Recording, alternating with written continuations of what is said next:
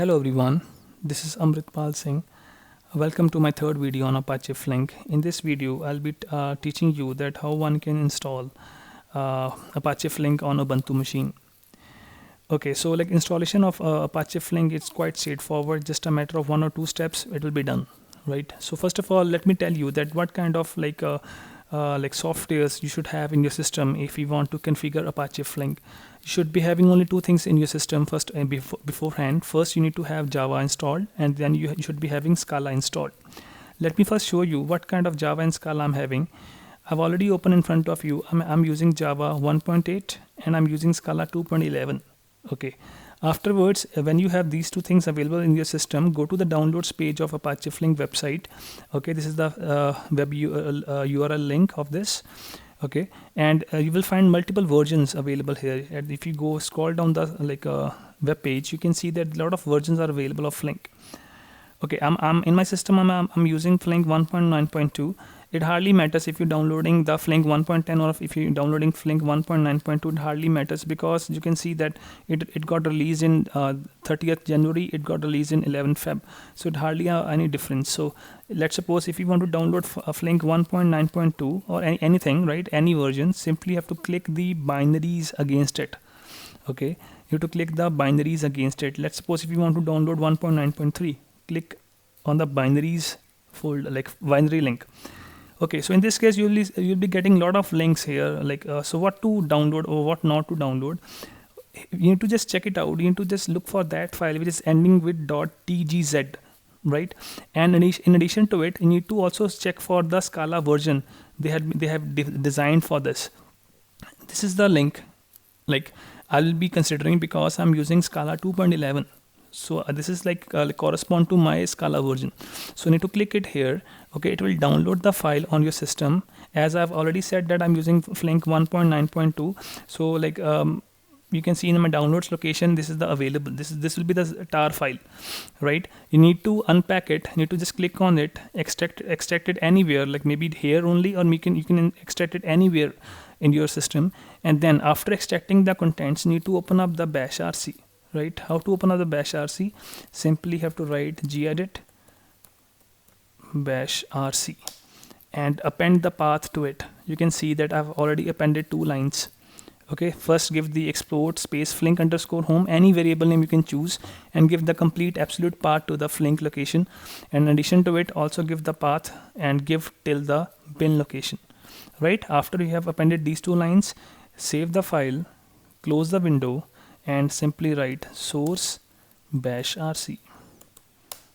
So it has been configured, right? How to check it's working or not?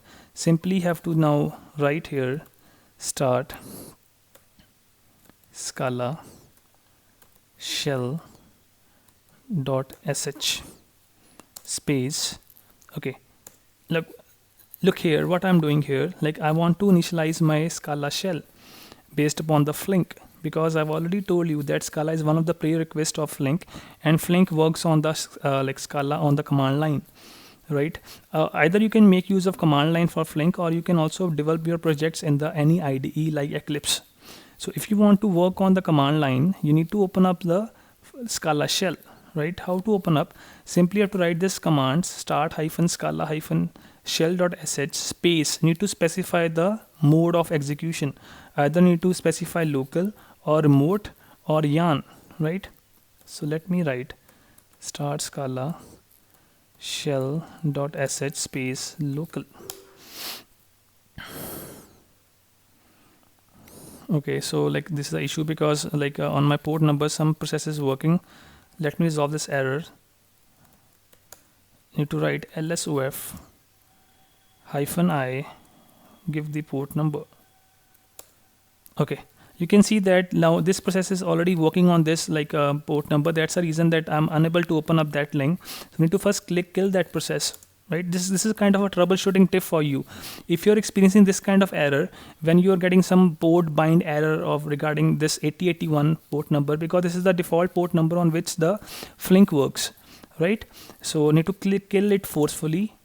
Kill space -9 means forcefully killing that process ID. Process ID is 2842.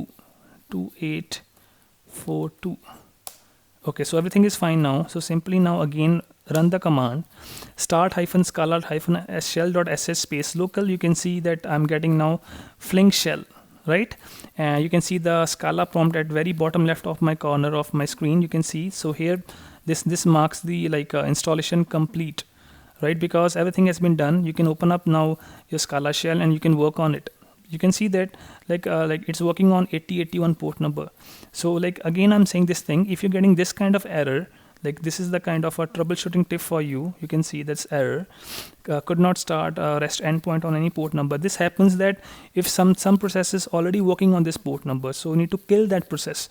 For killing the process, first we need to get the process ID with this command lsof -i colon 8081, get the PID. It is 282. In my case it was 2842, so I've killed it forcefully. Kill space -9 space 2842. It killed the process. Now I'm able to open up my Scala prompt.